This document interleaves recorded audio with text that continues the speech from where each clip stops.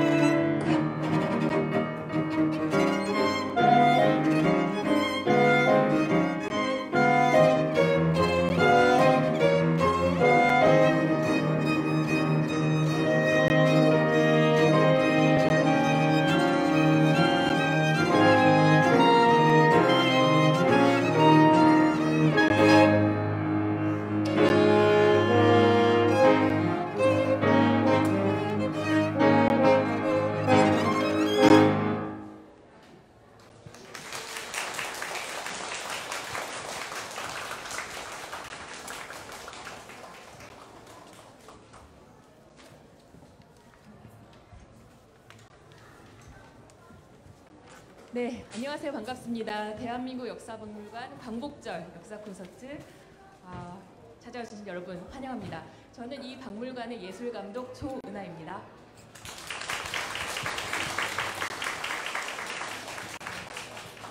네, 방금 들으셨던 곡은 그 북유럽의 저항 음악이라고도 불리는 시벨리우스의 핀란디아입니다. 우리가 핀란드 하면은 보통 북유럽의 복지국가로 알고 있지만 근대 이전에는 러시아, 스웨덴의 침략에 그 고통을 당하던 그런 약소국가이기도 했습니다. 그 시벨리우스의 핀란디아는 작곡가 시벨리우스가 러시아에 대항하는 비밀 결사에 동참을 하게 돼요. 그래서 그 기념회를 위해 작곡하면서 핀란드여 깨어나라라는 가사를 붙이면서 이 핀란드인의 단결을 응집시켰던 그런 곡이기도 합니다. 이렇게 첫 곡을 들려드렸는데요. 오늘 저희 공연의 주제는 독립군의 용맹한 기상입니다. 특히 저 멀리 만주, 시베리아, 연해주 같이 그 이국의 땅에서 온갖 고난을 겪으면서도 그 항일운동을 역동적으로 펼쳤던 우리 독립운동가들의 생애를 음악과 함께 재조명하고자 합니다. 저희 역사 콘서트의 또 가장 큰 특징은 이 박물관의 관장님, 주진호 관장님께서 직접 그 또 광복절의 의미를 기리는 해설을 곁들여 주실 텐데요. 오늘 독립운동가 김경천 그리고 한인 소년병학교의 생생한 이야기를 음악과 함께 해설과 엮어서 들려주시겠습니다. 자, 이 역사 콘서트의 주인공은 만주, 시베리아에서 종횡무진 활약했던 독립군이라고 말씀을 드렸죠. 그러자면 이 독립군의 용맹한 기상을 음악으로 뿜어낼 남성 성악가가 필요했는데요. 오늘 저희가 특별히 바리톤 이은광 선생님을 모셨습니다. 이은광 선생님은 유럽의 오페라 무대에서 주역 가수로 당당히 활동하고 계시는 한국을 대표하는 차세대 바리톤이십니다. 서정적인 음색, 대담한 연기, 또 희비극을 아우르는 깊이 있는 표현으로 청중을 사로잡고 계시는데요. 서울대, 베를린 한사이슬러를 거쳐서 졸업하시고 지금은 스위스 바젤 오페라 가수에서 전속 가수로 맹활약을 펼치고 계십니다. 최근에는 올 3월에 그 윤희상, 작곡가 윤희상의 유해가 통영으로 귀환을 했거든요. 그 귀환을 기념하는 음악극 귀향에서 또 주인공을 맡으시면서 음악계의 화제가 됐었습니다. 오늘 바리톤 이은광의 심금을 울리는 그 음성을 기대해 주셨으면 좋겠습니다. 자, 저희는 매 공연마다 역사적 맥락을 갖춘 창작곡을 새롭게 발굴해 왔는데요. 두 번째로 들려드릴 곡은 해 뜨는 아침의 나라. 원래는 최영섭의 가곡인데 이번에 작곡가 문성민이 유려하고 참신한 악상으로 새롭게 재해석했습니다. 다시 찾은 빛, 광복을 기리면서 연주를 청해 듣겠습니다.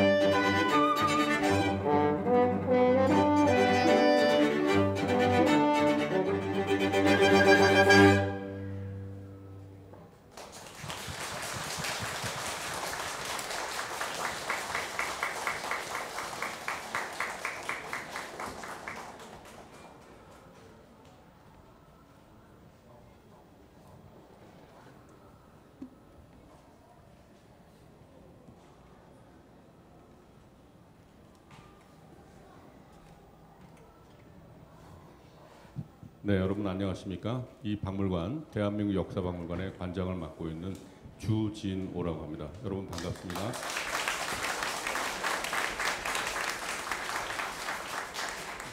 저희 박물관에서는 지금 3.1절과 광복절에 이렇게 역사 콘서트를 마련하고 있습니다. 역사 콘서트란 역사 이야기가 있는 콘서트 이렇게 이해를 하시면 될 것 같고요. 여러분 잘 아시다시피 올해는 광복된 지 73주년 그리고 대한민국 정부가 수립된 지 꼭 70년이 되는 그런 뜻깊은 해입니다. 방금 우리 그 공연단이 그 아주 멋진 연주를 들려주셨는데 우리 광복이라는 말을 우리 많이 쓰는데 사실 우리 어린이들 특히 광복이라는 말이 이제 한자 용어다 보니까 무슨 뜻인지 모르고 그냥 광복 이런 말을 많이 하잖아요. 광복이란 바로 다시 찾은 빛입니다. 다시 찾은 빛. 그러니까 빛이 있으면 당연히 어둠이 있었겠죠. 어둠을 깨치고 새롭게 다시 찾은 빛을 우리는 광복이라고 하고 그래서 우리는 8월 15일을 광복절 이렇게 부르게 되는 거죠. 사실 어저께 아주 뜻깊은 행사가 천안에 있는 망향의 동산에서 열렸습니다. 그것은 바로 뭐냐면 일본군 위안부 피해자들에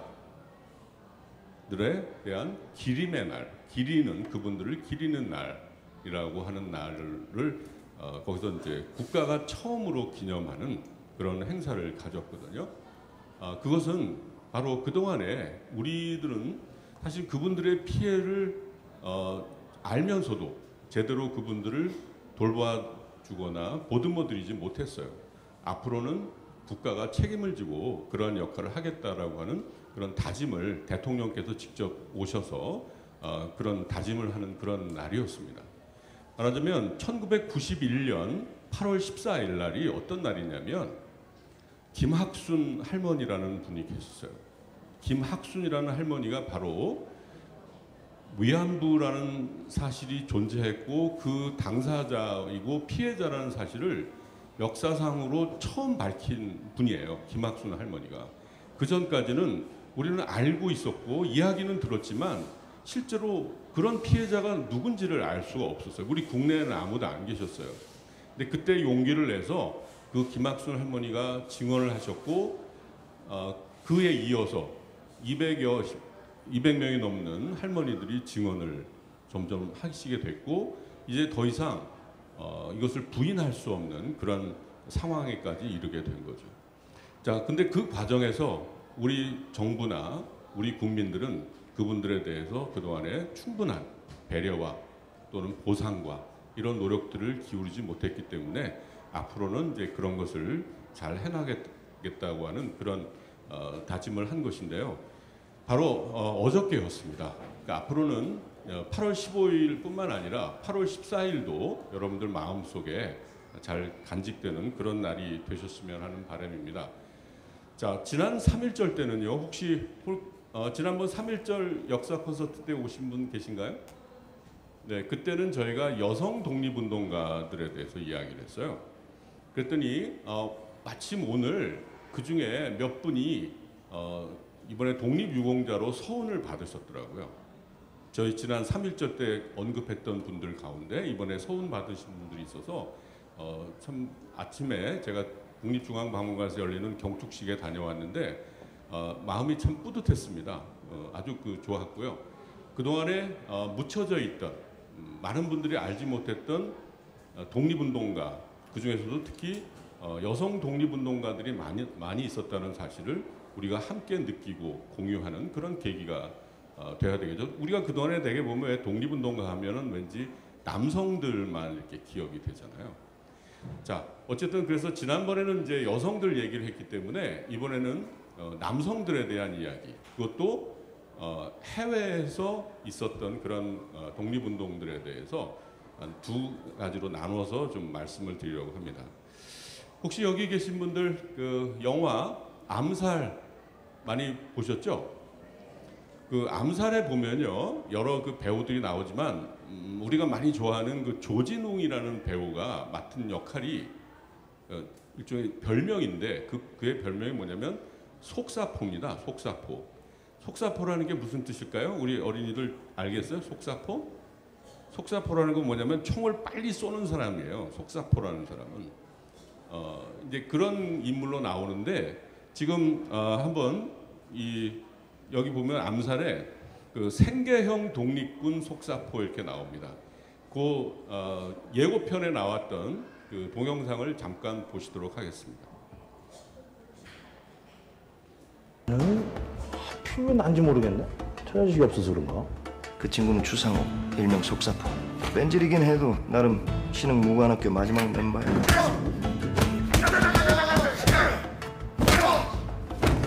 아유, 요거하고 들어간다. 그 항일 운동이라는 거, 그 욱하는 마음이 한 3, 4년 갔다. 근데 그것도 배가 불러야 하는 거지. 이렇게 뭐 돈 한 푼 없이 이러는 거는 좀.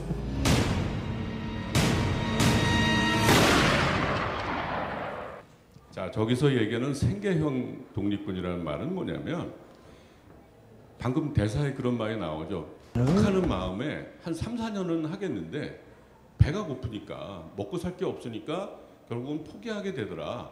이런 얘기를 하는 거죠. 근데 사실은 그게 약간 이 영화를 보면서부터는 때는 이렇게 약간 웃음이 나기도 하지만 사실 생각해 보면 그게 현실이잖아요. 우리 다 밥을 먹어야 되고 그렇잖아요. 옷을 입어야 되는 그런 평범한 사람들입니다. 우리는 흔히 보면요, 독립군 또는 이렇게 독립활동을 하셨던 분들을 굉장히 막 가까이 하기엔 너무 먼 당신으로 만들어놔요. 너무 완벽한 인물. 그분들은 뭐 이슬만 먹는 것 같고 항상 올바른 이야기만 하는 것 같고 그런데 그들도 역시 사람이거든요. 오히려 그렇게 우리가 이해를 해야 오히려 독립운동가들이 우리 마음속에 다가올 수가 있습니다. 너무 그분들을 완벽한 인물로 만들려고 너무 애쓸 필요가 없는데요. 자, 저기 보면 왜 신흥무관학교의 마지막 졸업생이다 이런 말을 해요. 자, 신흥무관학교와 이 속사포의 관계, 이것이 이 영화에서는 예를 들면 이제 바로 아까 얘기한 대로 왜 하필이면 난지 모르겠다, 내가 처자식이 없어서 그런가 하면서 이제 참여를 안 하려고 그러죠.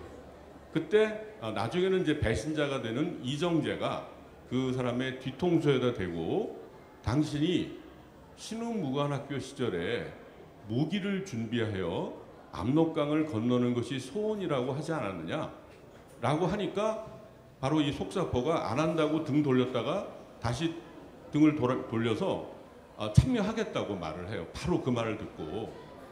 그런데요, 바로 이제 이 대목에서 제가 오늘 말씀드리려고 하는 그 김경천이라고 하는 인물이 여기서 등장을 하게 됩니다.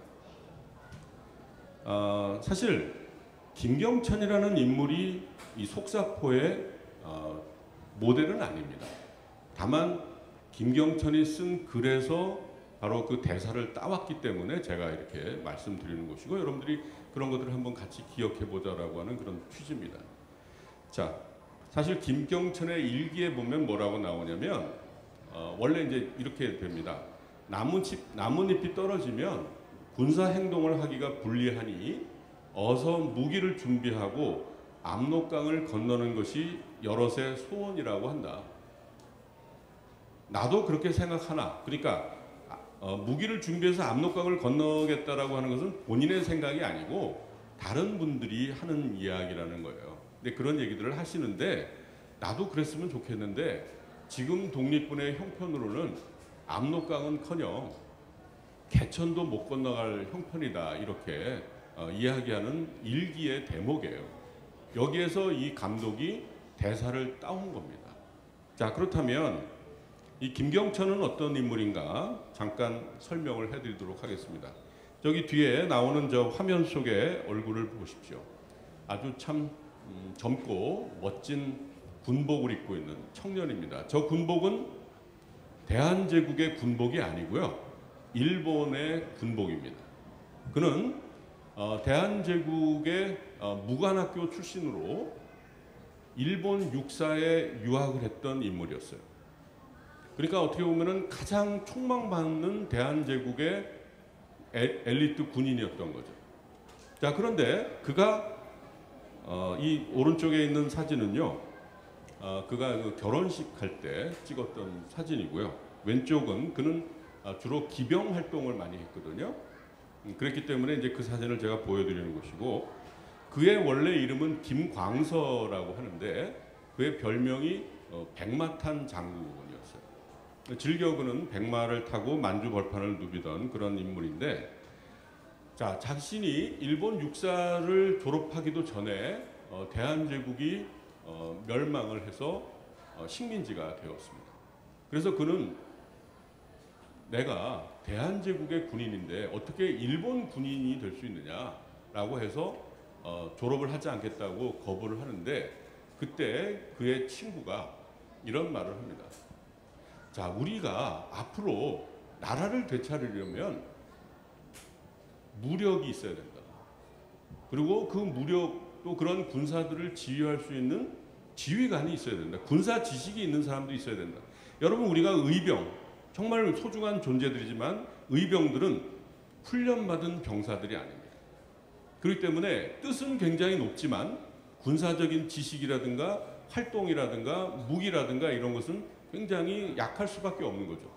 그런데 당시에 아시아 최고의 군사 지휘관 양성소인 일본 육사에서 제대로 공부를 해서 그걸 가지고 나중에 독립군 활동에 쓰면 되지 않느냐, 이런 설득을 받고 졸업을 해요.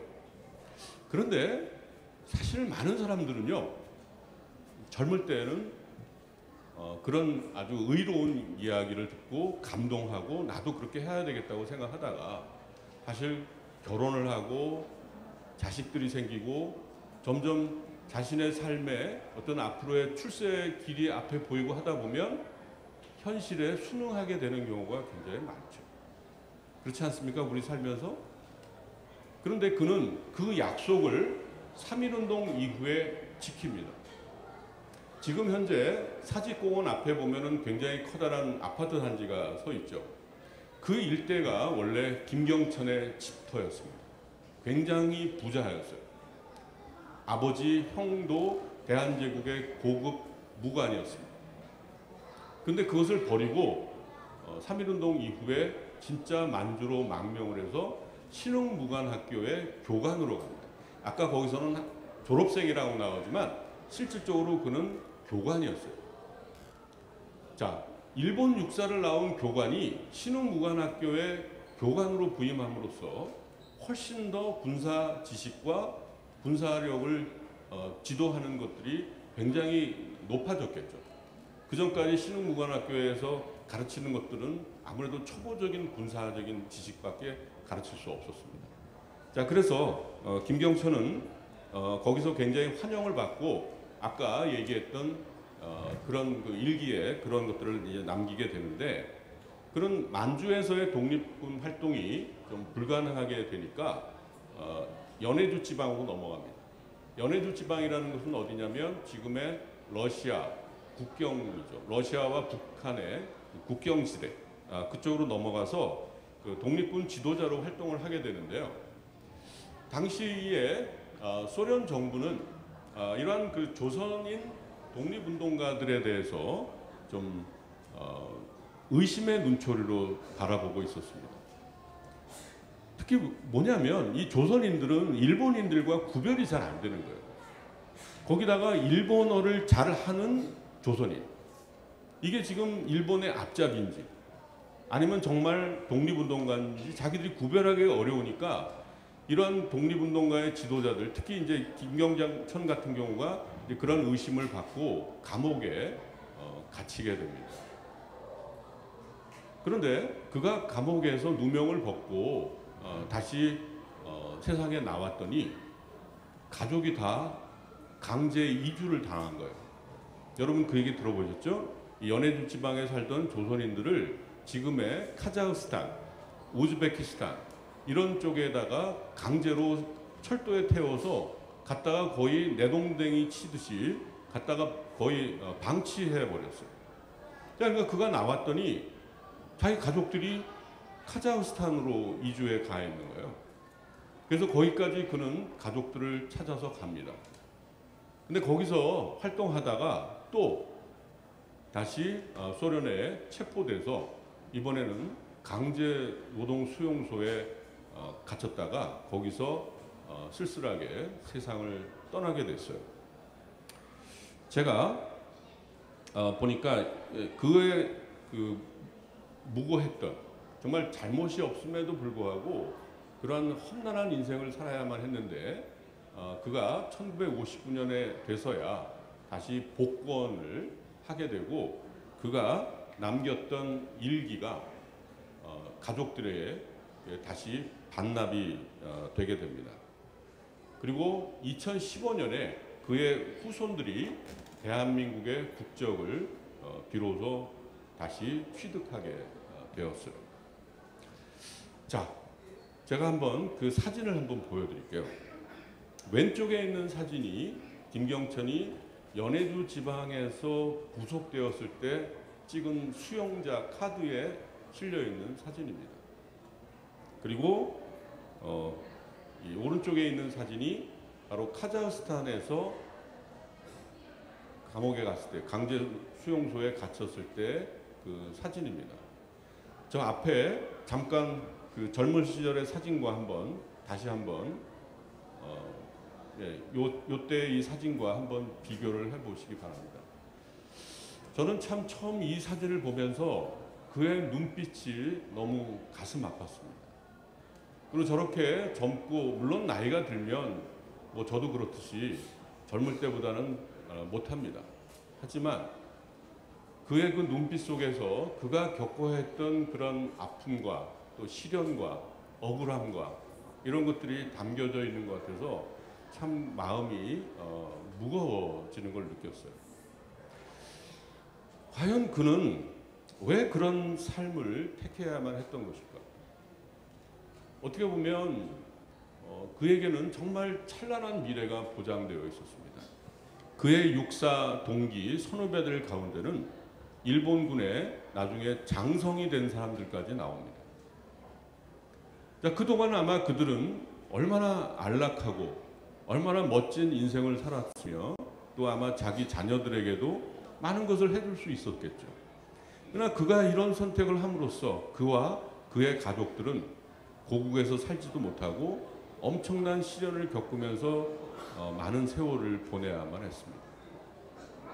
자, 우리가 모두 다 김경천과 같은 선택을 하기는 어렵겠지만 그러나 우리들이 그분들이 왜 그렇게 살아야만 했는가에 대해서 이번 광복절에 함께 생각해보는 그런 시간이 됐으면 하는 그런 바람을 가져봅니다. 자, 그가 남긴 그 시가 하나 있는데요. 여기 오른쪽에 그의 친필이거든요, 저게. 그리고 편의상 그 왼쪽에 있는 저 신이 맥커리라고 하는 집신이에요, 집신. 그러니까 러시아의 집신을 맥커리라고 하는데 그 사진인데 제가 한번 그가 쓴 시를 한번 읽어보도록 하겠습니다. 불쌍한 독립군 총을 벗은 후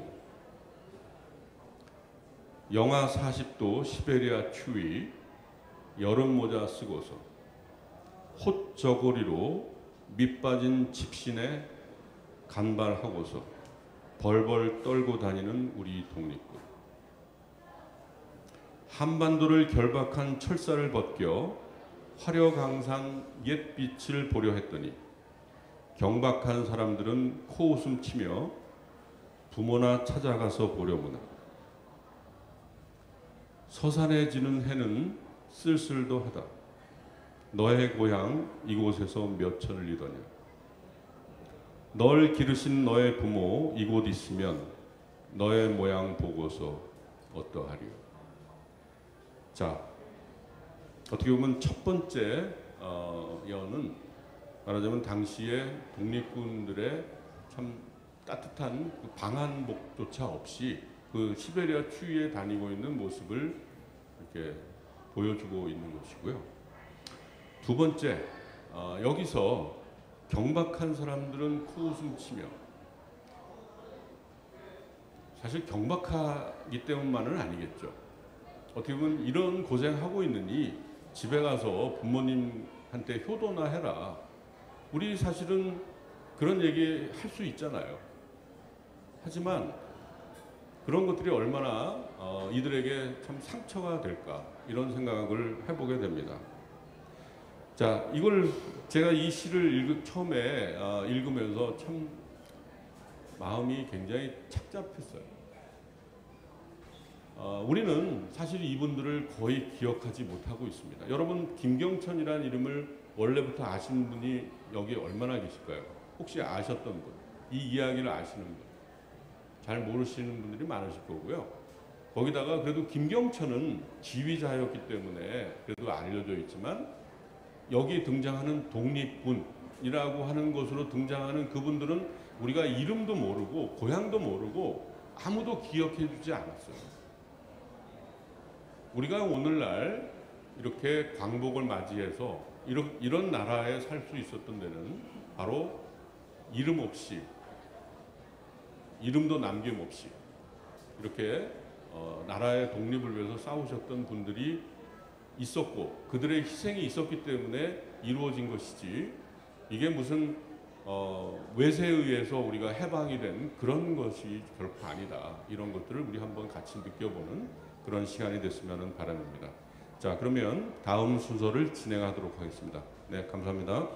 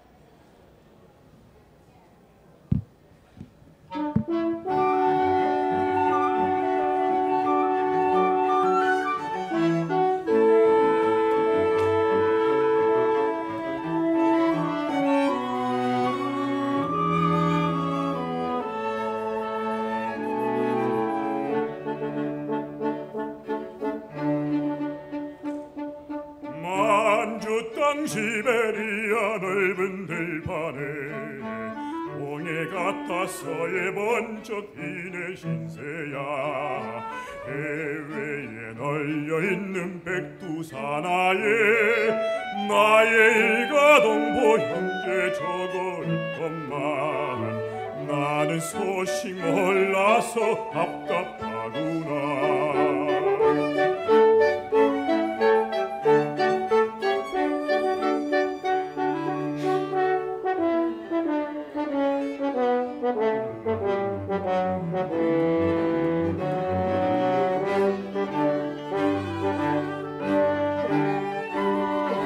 나가세 독립구나 어서 나가세. 기다리던 독립전쟁 돌아왔다네.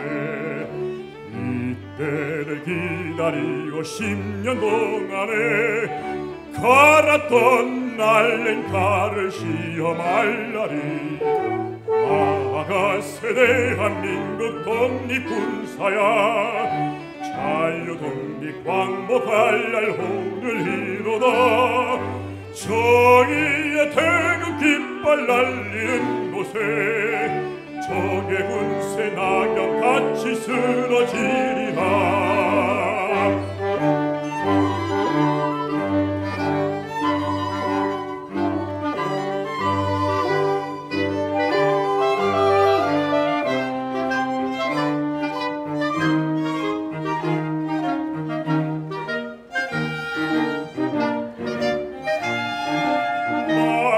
땅 시베리아 넓은 들판에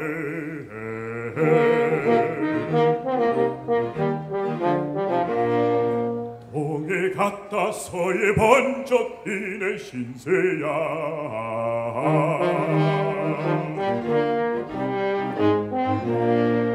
교대잠이 편안하여 누가 자며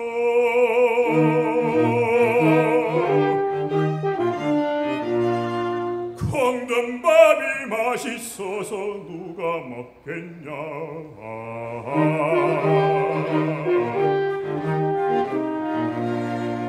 때려라 부셔라 외놈들 죽여라.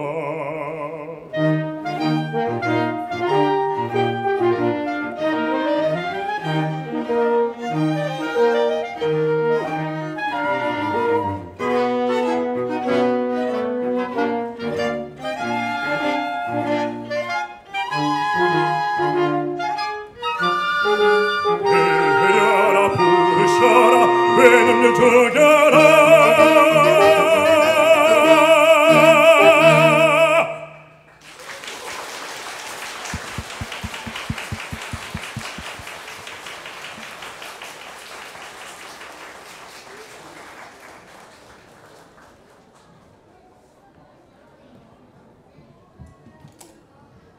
네, 마이크 볼륨 괜찮나요? 오케이. 자, 방금 들으신 곡은 굉장히 뜻깊은 곡입니다. 작년 그 광복절을 기념해서 민족문제연구소와 음악학자 노동은 선생님께서 그 한국, 중국, 일본에 뿔뿔이 흩어져 있는 한일 운동의 노래를 모아서 악보집을 편찬하셨는데요. 특히 노동은 선생님께서는 이 최종 탈고를 앞두고 세상을 떠나시기도 했었어요. 그래서 아주 뜻깊은 유고집이 발간이 됐었는데, 이 악보집에 실린 안중근이 직접 작곡 작사한 옥중가, 그리고 독립군이 행진을 하면서 불렀던 독립군가를 저희가 현대적으로 세련된 기법으로 재탄생시킨 그런 곡이었습니다. 그러니까 한쪽짜리 그 낡은 악보들을 이렇게 유장한 곡으로 편곡을 작업을 진행한 거죠. 자, 연이어 들으실 곡은요, 정율성의 연안송입니다. 전남 광주에서 태어난 작곡가 정율성은 그 20살 때 독립운동을 하기 위해서 중국으로 떠났어요. 근데 그 작곡가로서는 독특하게도 의열단의 정권, 그리고 조선 독립의용군에 직접 투신을 하면서 활발한 그 독립운동을 펼쳤습니다. 이 정율성이 당시 한일운동의 거점이었던 중국의 연안에 정착을 하게 되는데요. 그 연안에 많은 젊은이들이 모여들었다고 해요. 그래서 이 연안송이라는 곡을 작곡을 하게 되는데, 이 곡이 너무 그 멜로디가 굉장히 유장하고 그리고 역동적이어서 입에서 입으로 구전이 되면서 연안뿐만 아니라 전국 중국 전역 각지에서 노래가 불렸다고 합니다. 그래서 또 이 노래의 자극을 받아서 젊은이들이 항일운동을 하기 위해서 연안으로도 몰려들기도 했었고요. 이 정률성은 작곡 활동, 이 호소력 깊은, 호소력이 짙은 아주 선율, 성악곡에 특히 강점을 보였었는데요. 나중에는 중국의 인민 3대 작곡가로 인정을 받기도 했습니다. 그런데 그 이데올로기 장벽 때문에 정작 고향에는 돌아오지 못하고 삶을 마감한 또 비운의 삶을 살기도 하죠. 자, 이 정률성의 연안송, 유당한 연안의 풍광과 그리고 역동적인 독립군의 기상이 담겨있는 곡을 들려드리겠습니다.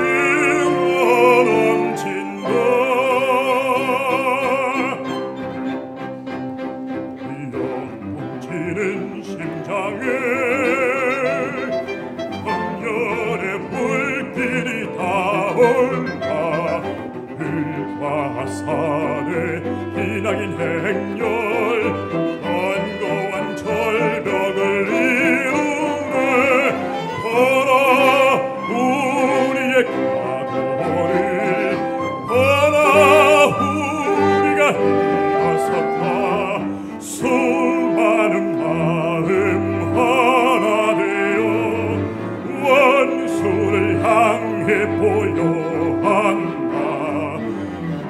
감사를 정회자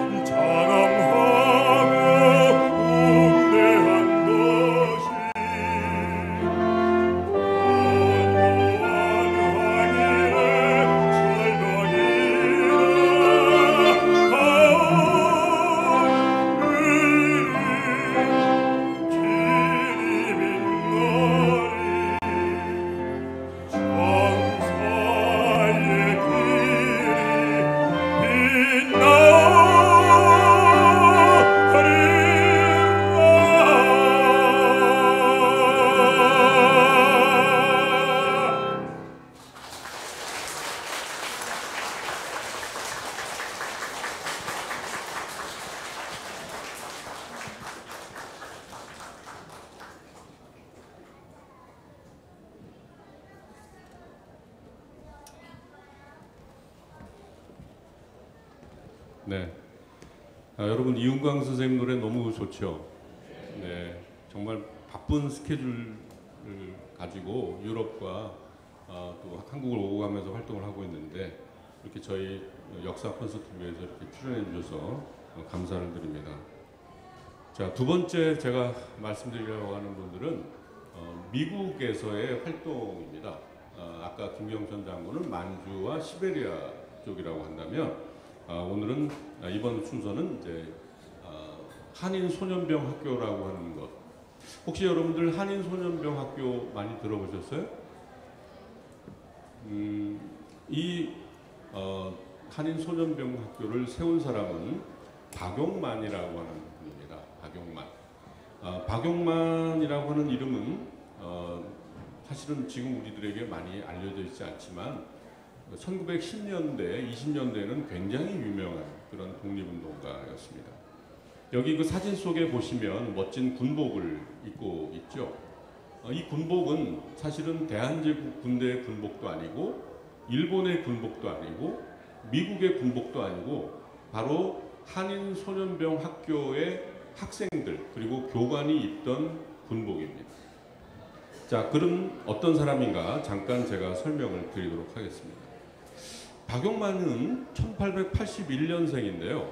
1904년에 미국으로 건너가게 되는데 거기에서 그가 이제 고등학교를 편입해서 다니고 그 다음에 대학을 선택할 때 네브라스카주, 미국의 네브라스카주는 중부의 북부에 있는 주입니다. 우리나라에게는 그렇게 많이 알려져 있지 않은 그런 주죠.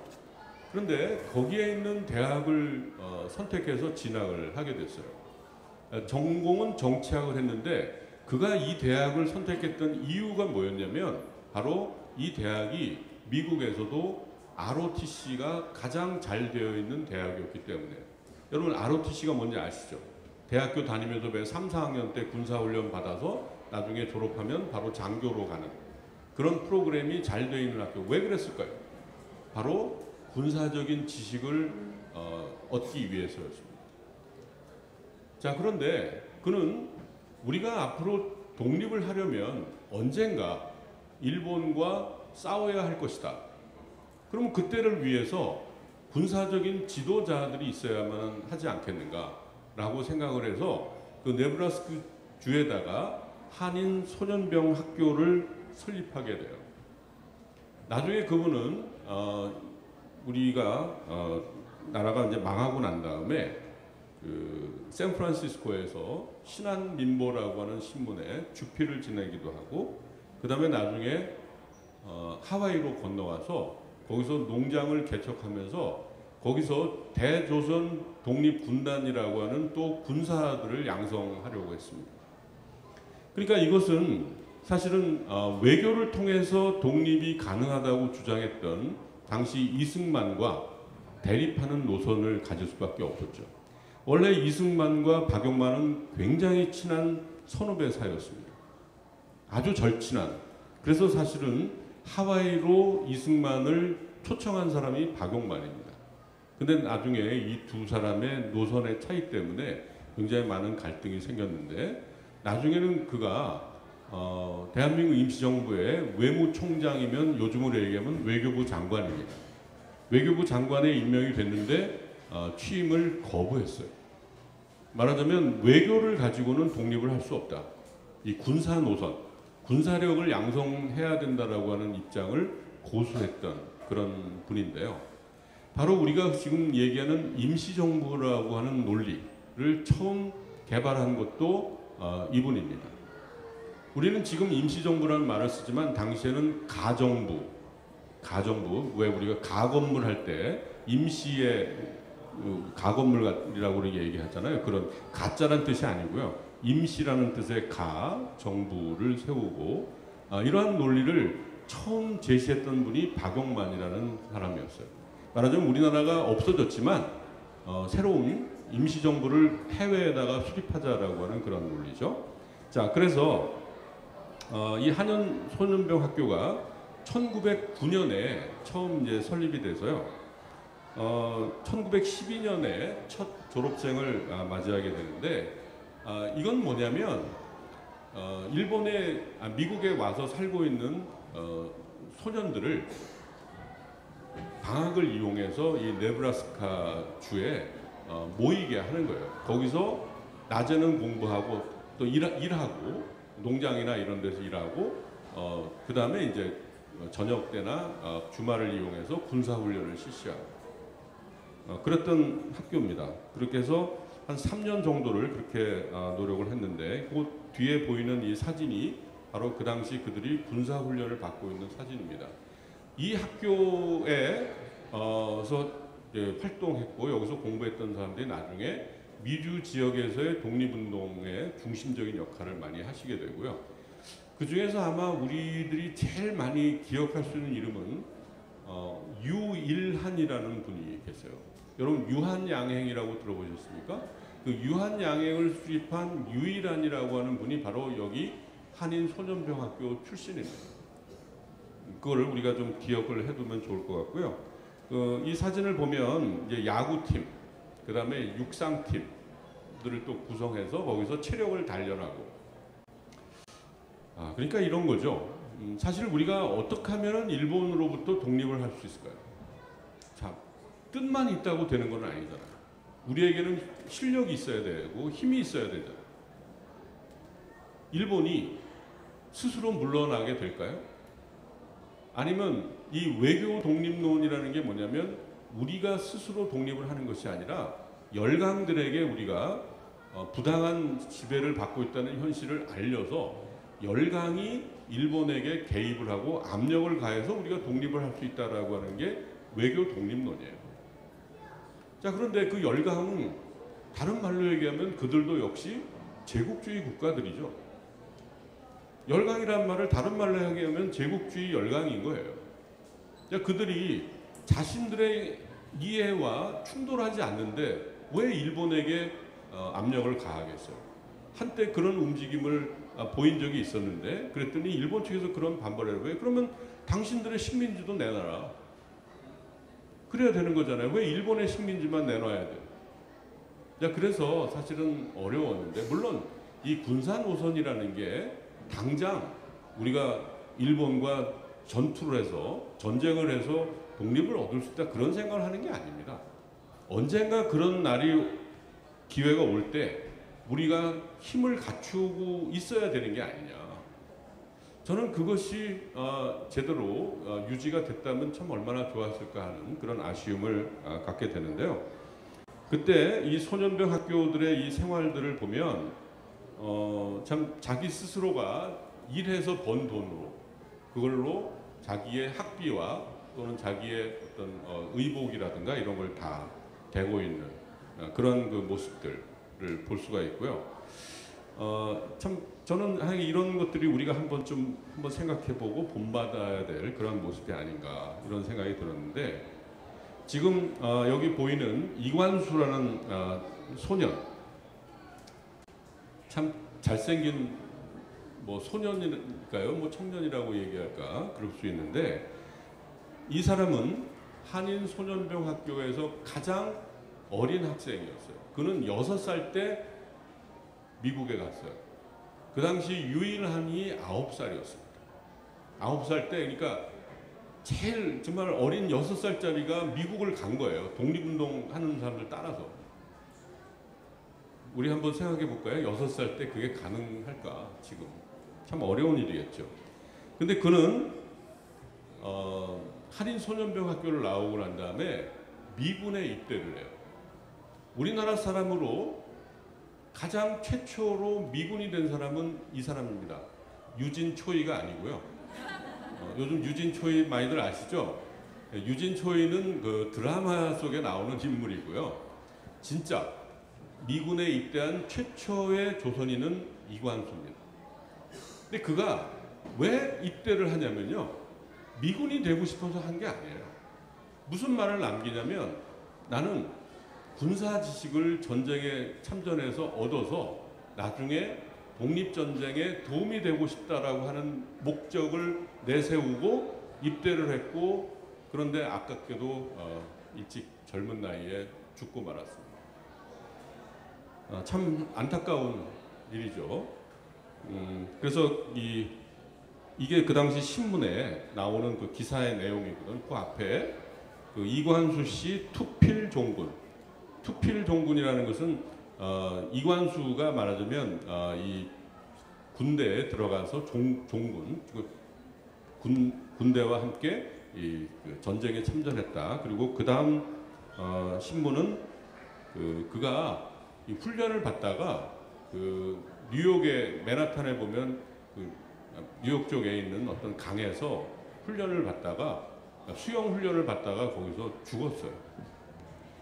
그런 안타까운 그런 것을 갖고 있는데 그 박장순 그다음 인물 이 박장순이라는 인물은 사실 지금 사진이 남아 있지 않습니다. 아마 단체 사진 속에는 있을 텐데 이 인물이 박장순인지를 확실하게 알려줄 수 있는 근거가 없어요. 다만 이렇게 기사로만 남아 있습니다. 박장순 그가 이런 말을 남깁니다. 내가 전쟁에 나아가 다행히 죽지 않고 돌아오며 대전쟁 중에 보고들은 큰 경력을 가져 장차 우리나라 뜨리는 동포에게 전하여 줄 것이니 이것이 곧 내가 전장에 나가는 목적이라. 사실 이분들은요 미군에 입대했고 미군의 전쟁에 참전했다가 죽었기 때문에 우리나라의 입장에서 우리나라의 독립운동을 위해서 싸우다 죽은 독립유공자가 아니라고 얘기할 수도 있어요. 하지만 사실은 그가 왜 군인이 되려고 했는가, 왜 미군이 되려고 했었는가라고 하는 그 목적은 분명히 독립운동에 도움이 되기 위해서 했다는 사실을 우리가 좀 기억할 필요가 있고 그 다음이 바로 이 박장순이 전사했다라고 하는 그 신문 기사입니다. 사실 우리가 뭐 이관수나 이런 박장순이나 이런 분들을 기억하고 있는 경우는 거의 없습니다. 이번 기회에 여러분들이 한번 같이 기억을 해주셨으면 좋겠고요. 자, 마지막에 제가 말씀드리고 싶은 것이 이 소년병학교니까 당연히 소년들이 다니는 학교잖아요. 그런데 소년학교에 노년병이 한 사람 있어요. 노년병. 어떻게 보면 우리 그렇지 않습니까? 우리가 여기 계신 분들도 좀 소년들이 모여서 뭐 하는데 거기 괜히 내가 좀 끼려면 좀 쑥스럽기도 하고 할 텐데 이분은 소년병학교에 노년병으로 참가를 해요. 이 사진은 그 신문에 실려 있는 사진이기 때문에 이렇게 상태가 썩 좋지 않습니다. 그런데 이 사진을 한번 보십시오. 마지막 사진인데요. 바로 여기 그 옆에 있는 소년들 보세요. 아주 애띤 얼굴들이잖아요. 거기 가운데에 아저씨가 한 분 총을 들고 서 있어요. 앉아 있어요. 무릎 꿇은 자세로. 저분이 조진찬입니다. 이분이 그런 말을 했어요. 젊은 사람들에게 나가서 싸우라고 얘기만 할 것이 아니라 나 같은 나이 든 사람이 앞장서서 이런 역할을 해야 소년들이 따라올 것이 아니냐. 그런 얘기를 하면서 나부터 행하는 것이 중요하지 남 보고 하라고 하는 것은 중요하지 않다. 그런 얘기를 했죠. 이분은 사실 오래 살지 못했는데 기록을 보면 이분의 자녀들이요. 그 후에 계속해서 임시정부를 비롯해서 여러 독립운동에 필요한 자금이 필요할 때 그 자금을 열심히 대고 있는 기록들을 계속해서 찾을 수가 있어요. 그러니까 사실 우리가 이제 학교에서도요. 저도 뭐 제가 교과서를 쓴 적이 있지만 학교에서 미주 지역에서의 독립운동사가 좀 소홀하게 다뤄져 있는 그런 부분들이 좀 있습니다. 그런데요. 사실은 상해 임시정부를 움직였던 자금은 거의 대부분이 미국에서 온 겁니다. 그 미국에서 부자들이 낸 게 아니고 바로 이렇게 노동하면서 하루에 얼마 벌지도 못하는 사람들이 그 중에 얼마씩을 모아서 보낸 거예요. 그게. 우리가 그렇지 않습니까? 1000만 원 버는 사람이 내는 10만 원과 100만 원 버는 사람 또는 50만 원 버는 사람이 내는 10만 원은 같은 10만 원이 아니잖아요. 정말 자기 먹고 살기도 어려운 사람들이 이렇게 그걸 쪼개서 이렇게 독립운동 자금에 보태주는 그런 아름다운 모습들. 저는 이런 것들이 우리가 한번 광복절을 맞이하는 우리가 단순히 이날을 공휴일만이 아니라 한 번쯤 그분들의 마음을 한번 생각해보고 이것이 나의 삶 속에 어떻게 내가 적용할 수 있는 것인가. 이게 과거에 살았던 분이 참 훌륭한 일들을 많이 하셨다라는 것을 아는 것으로 끝날 게 아니라 그렇다면 나는 내가 살아가는 내 현실 속에서 어떻게 살아야만 할 것인가. 물론 이들은 어떻게 보면은 자기가 살았던 시대에 어떤 성공을 이루었던 그런 사람이 아닐 수도 있습니다. 많은 실패를 겪었던 사람이지만 그러나 그들은 우리들에게 역사의 승리자로 남아서 이렇게 기억되고 또 앞으로도 좀 더 기억이 되었으면 하는 바람을 오늘 광복절을 맞이해서 여러분과 함께 생각해 보고 싶어서 말씀을 드렸습니다. 감사합니다.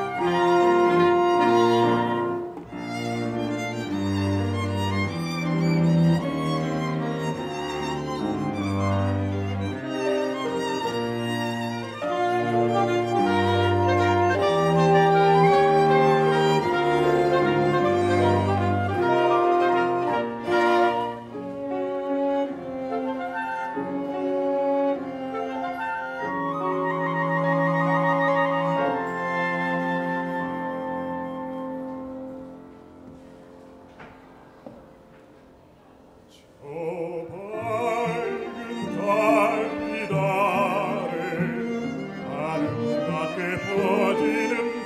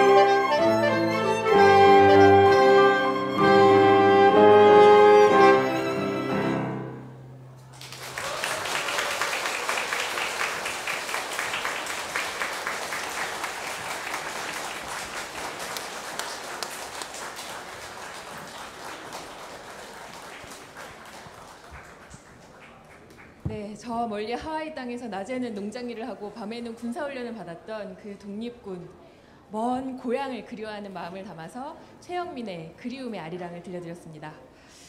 자, 이제 마지막 곡이 남았는데요. 다음 화면 보내줄까요?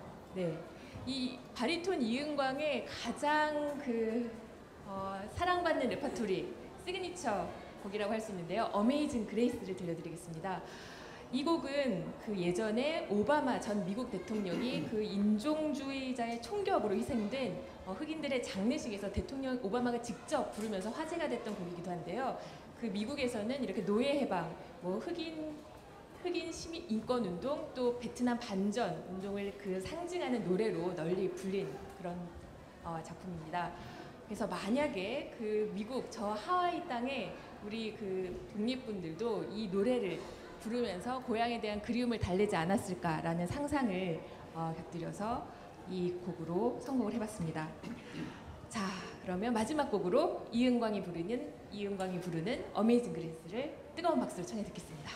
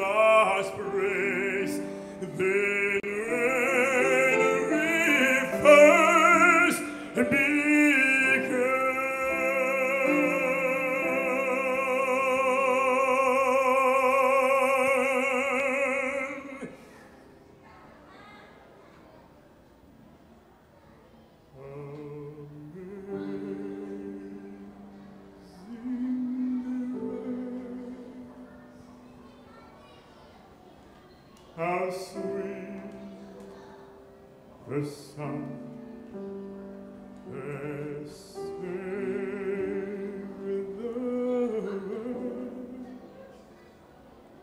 light.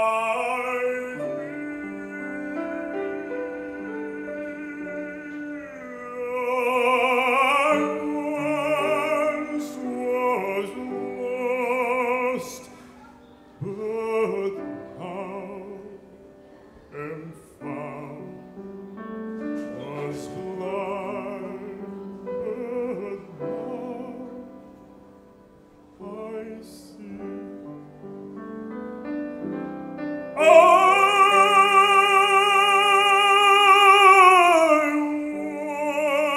once was lost,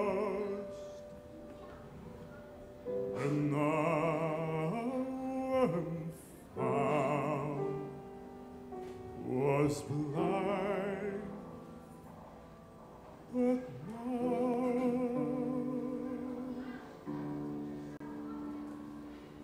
I see.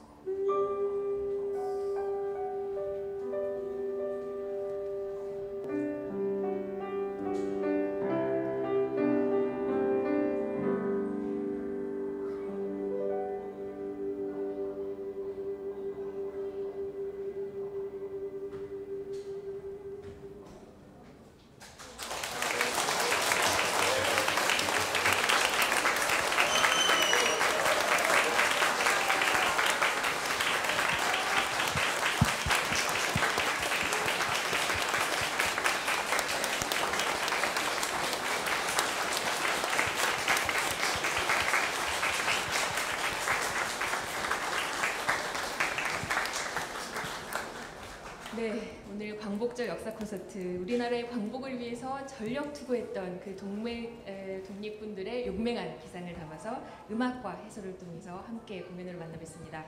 앞으로도 저희 대한민국 역사박물관은 이렇게 역사와 공연을 연결시켜서 여러분께 좀 더 친근하고 가깝게 다가서도록 하겠습니다. 앵콜이 준비가 됐는데요.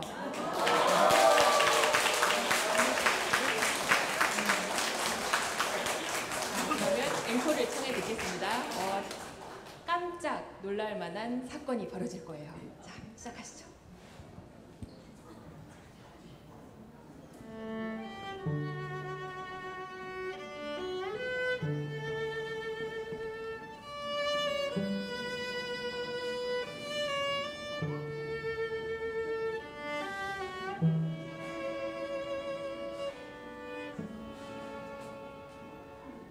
넓은 벌동쪽 끝으로 옛 이야기 치질대는 실개천이 휘돌아 나가고 얼룩배기 왕소가 해설비 금빛 게으른 울음을 우는 곳 그곳이 차마 구맨들이 진리야.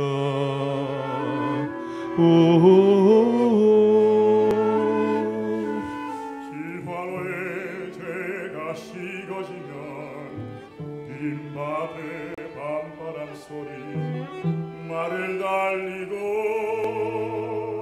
얇은 졸음에 겨운 늙으신 아버지가 집베개를 오다 보이시는 곳 그것이 차마 구맨들이 진리야. 흙에서 자란 내 마음 파란 하늘빛이 그리워.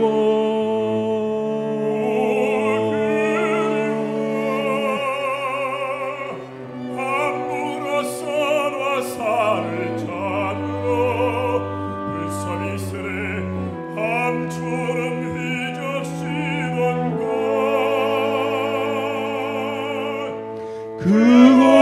참아 꿈엔 듯 이 진리야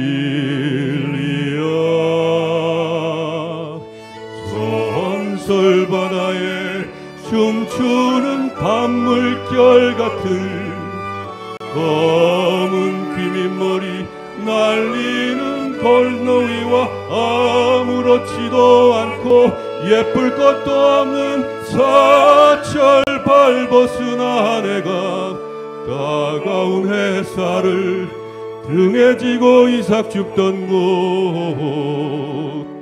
그곳이 참아 꿈엔들이 진리야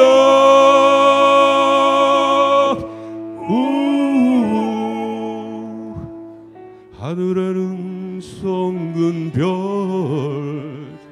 알 수도 없는 모래성으로 발을 옮기고 서리까마귀 우지지 또 지나가는 초라한 지구 흐릿한 불빛에 또 앉아 노란노란거리는 그곳이 참아 꿈엔 듯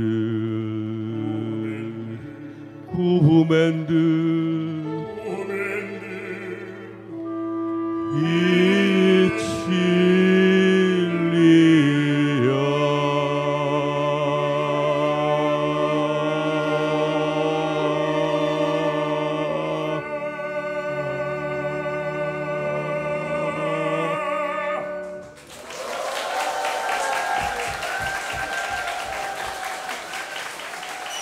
네, 감사합니다.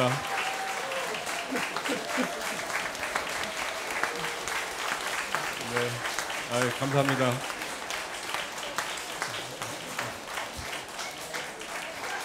네,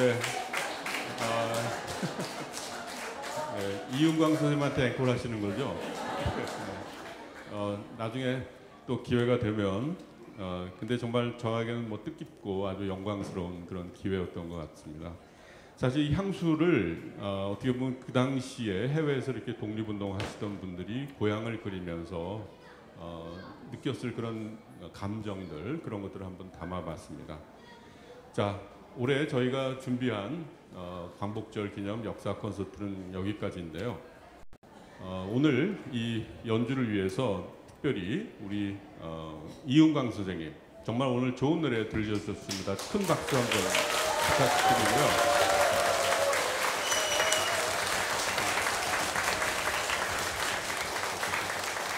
오늘 이윤광 선생님 노래가 더 듣고 싶은데 너무 아쉽다 하시는 분들은 오늘 저녁 7시 반에 저기 서대문 형무소 역사관을 가시면 거기서 역사 콘서트가 열립니다.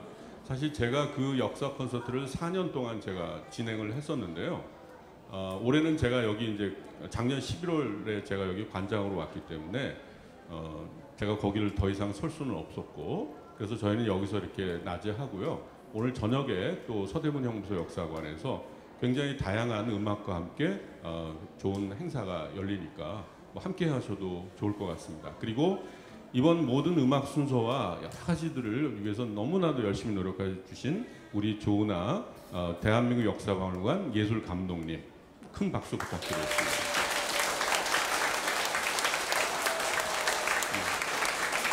네, 감사드리고요. 그리고 우리나라 박물관 중에서는 유일하게 저희 대한민국 역사박물관에만 클래식 공연단이 있습니다. 오늘 연주 너무 좋으셨죠? 그 연주를 해주신 우리 클래식 공연단 여러분께 큰 박수 부탁드리겠습니다.